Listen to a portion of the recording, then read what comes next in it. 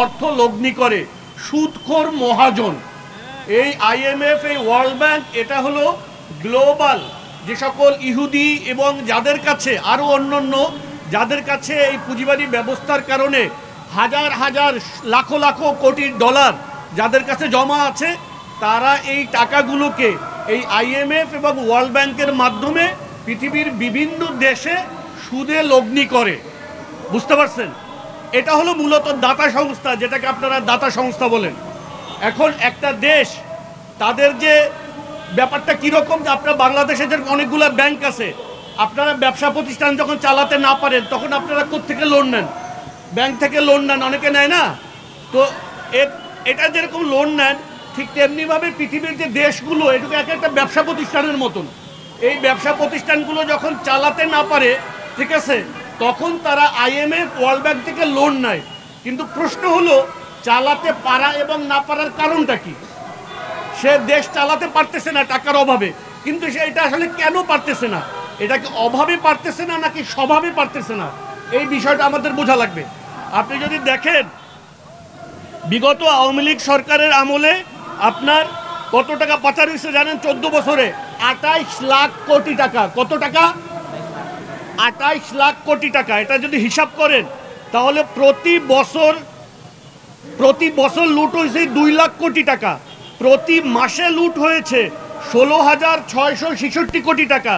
প্রতিদিন লুট হয়েছে 547 কোটি টাকা।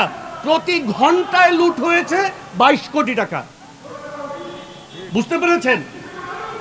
তো এই যে লুট তারা করতে পারলো, এটা তো ব্যবস্থার মধ্য থেকে তারা লুট করতে পারছে, তাই না? ব্যবস্থার মধ্য থেকেই তো লুট করছে। এখন একটা দেশ চালানোর জন্য সরকার টাকাটা কোত্থেকে পায়? সরকার অনেকভাবে টাকাটা উপার্জন করে। এর ভিতরে সরকারি বিভিন্ন সংস্থার আয় আছে, ন্যাচারাল রিসোর্স, দেশের যে তেল গ্যাস এগুলো উৎপন্ন করে। কিন্তু 80 ভাগের উপরে অর্থায়ন মূলত সরকারের জনগণের ট্যাক্সের টাকা থেকে করে। জনগণের উপরে যে ট্যাক্স এবং ভ্যাট আরোপ করে, এইটা থেকে তারা 80 ভাগের উপরে অর্থ তারা কালেক্ট করে। তো যখন তারা কালেক্ট করে, কেন তারা চালাতে পারে না? টাকা তো কালেক্ট করলো, চালাতে পারবে কিভাবে? এবার আমি একটা সিম্পল ছোট্ট একটা ডাটা আপনাদেরকে দেই। আপনার চট্টগ্রাম ফৌজদারহাট এলাকায় 24 একর জায়গার উপরে চট্টগ্রাম মেডিকেল বিশ্ববিদ্যালয় নির্মাণ করা হয়েছিল। 22 তলা বিশিষ্ট 1000 বেডের 2টি হসপিটাল হবে এখানে। আচ্ছা, প্রস্তাবিত ডিপিপিতে প্রতিটি বালিশের মূল্য ধরা হয়েছে 27,720 টাকা।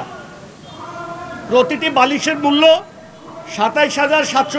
সাদা একটা গাউনের দাম 49,000 টাকা। হ্যান্ড গ্লোভসের দাম 35,000 টাকা। বুঝতে পারছেন? এই রিপোর্টটা ইত্তেফাক অক্টোবর 3, 2019-এর। এখন বলেন, সরকার যে দেশ চালাতে পারে না, তার যে টাকা জনগণের উপরে লাথি মারা লাগে, এটা কি তার অভাবের কারণে না স্বভাবের কারণে? স্বভাবের কারণে। তো সরকার এদের যে এই স্বভাব, এটা সবাই জানে, এরা নিজেরাও জানে, এরা